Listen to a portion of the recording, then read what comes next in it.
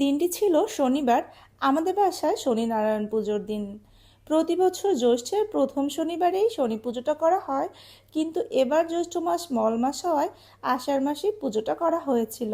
যেহেতু বছরে একবার এই পুজোটা করা হয় আর একটা বছর আমরা অপেক্ষা করি এই দিনটার জন্য, সবচেয়ে ইন্টারেস্টিং ব্যাপার হচ্ছে এই পুজোর প্রসাদটা।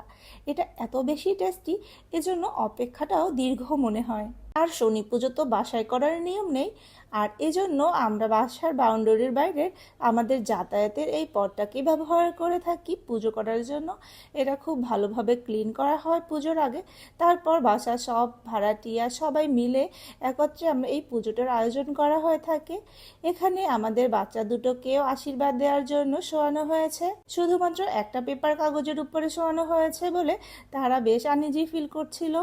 কিন্তু সবার বড় ঠাকুর শনি ঠাকুরের আশীর্বাদ তো দিতেই হবে, আর ওদের এবার প্রথম শনি পুজো। তো এরপর নিচে শনি পুজো করার পরে বাসায় শুরু হয়েছে নারায়ণ পুজোর আয়োজন। আর এখানে সবাই পুজো দেখতে বসেছে, আর এখানে আমার শাশুড়ি মায়েরা পুজোর প্রসাদ তৈরি করছিল। ওই যে বললাম, পুজোর সব থেকে অ্যাট্রাকটিভ বিষয় হচ্ছে এটাই, পুজোর প্রসাদটা। সেটা শুধু আমার কাছে না, বাদবাকি সবার কাছেই।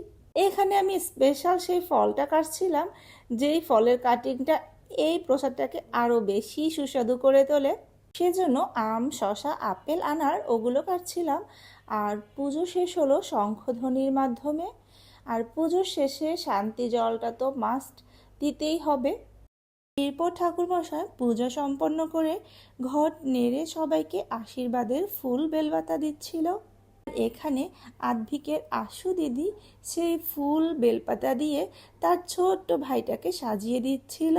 খুব যত্ন করে সাজাচ্ছিল তার ঘুমন্ত ভাইকে। আর এরপর দেয়া হচ্ছিল শান্তি জল। আমরা সবাই মনে করি এই শান্তি জলটা আমাদের সকল অশান্তি দূর করবে এবং এটা আমাদের জন্য মঙ্গলময়।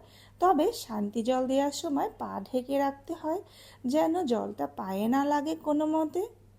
এরপর একে একে সবাই মিলে নমস্কার করছিল। এখানে সিন্ধুজা আশু নমস্কার দিচ্ছিল। আসলে ওদেরকে অনেকবার বলতে হয়েছে আমার সিন্ধুজাটা না এসব ব্যাপারে ভীষণ সাই। তো এরপর ভোগের কাছে যে ফল মিষ্টিগুলো দেওয়া হয়েছিল ওটাই সবার মধ্যে বিতরণ করছিলাম। আর এখানে সেই স্পেশাল প্রসাদটা মাখা হচ্ছিল। অনেকে জানতে চেয়েছিল প্রসাদটা কিরকম করে মাখানো হয়, এর জন্য একটা ভিডিও কিন্তু অলরেডি দিয়েছিলাম। ওখানে সব ইনগ্রিডিয়েন্টসগুলোই দেওয়া ছিল।